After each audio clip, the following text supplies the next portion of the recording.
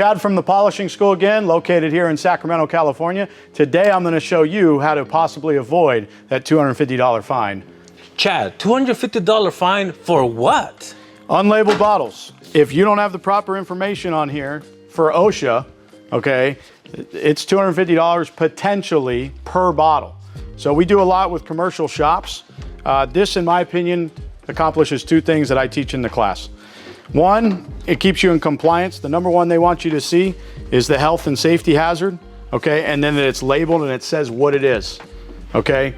So not only is that in compliance for you, but also professionalism and perception to your customer. If you're the customer, do you want to do business with somebody that's got the color of the rainbows and unlabeled bottles, which I understand you guys know what they are, but it doesn't have a good look. Or you look at a cart like this where every bottle, and you all know the P&S products have some of the best labels, secondary, we call this secondary containment in the industry.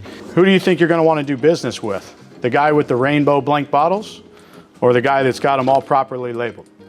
So we give you guys some tips here in the polishing school. You can always come check out our class. It's very hands-on, limited to 4 people per class. Just check out the website below. You can always sign up and be a part of the full-blown class we teach. But this is one of the things we talk about, and that's properly labeled bottles. Because if you have a shop and OSHA or fire department or whoever comes in, you're going to get a slap on the wrist and maybe cost you some money.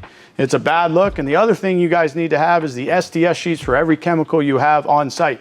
Mobile guys, you need to keep that in a binder underneath your passenger seat or wherever you want to keep it, because technically by law you guys do what you want, but technically you're supposed to have those STS sheets on hand. If anything happens, you're at a spot and your customer, for example, has a little baby, 2-3-year-old, comes over to your bottle and goes chug chug chug, well, also there's an 800 number doctor can call. They know how to treat it. Now this is obviously going huge above and beyond the what ifs and everything bad could happen.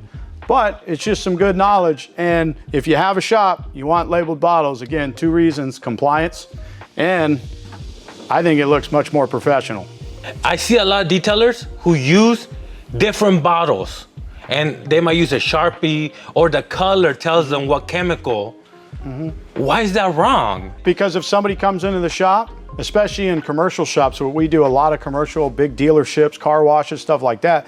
Yeah, I might know what's in it, but what if the next guy comes in? What if the next guy wants to come pick up a bottle? Sharpie doesn't work for OSHA's safety because it doesn't have all the instructions or what's in it or so on and so forth. Unless you're gonna write all this out and do it yourself, it just doesn't satisfy.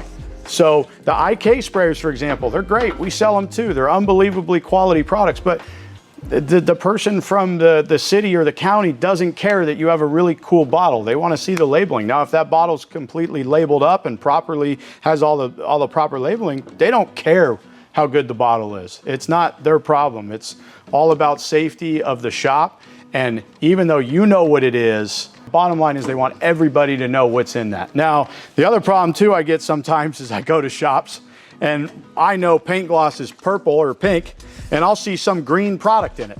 That's another big problem, because now that might even be worse, because it's who knows what's in that bottle. And I've been doing this long enough. I know the P&S products, and I'm sure a lot of you guys out there know it too. I tell by smell. I can tell by color and smell, but you don't want to go around just sniffing bottles all day. It's probably not a good look either, because then people are going to think there's something wrong with this detailer. I don't know if he's going to come back to my house. Let me give you a scenario. Some detailers go through their bottle breaks. They go to 99-cent store, get a bottle.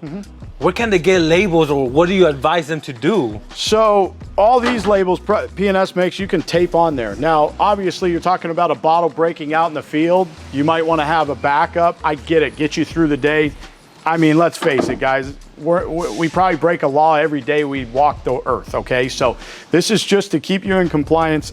If emergency happens and you run over an Absolute bottle and you gotta have it, and you got Absolute, you're out of product, but you got an empty bottle, get through the day, right? Get through the day. So it's always good to have some blank bottles on hand, but yeah, this is how you want to operate the shop most days of the week, right?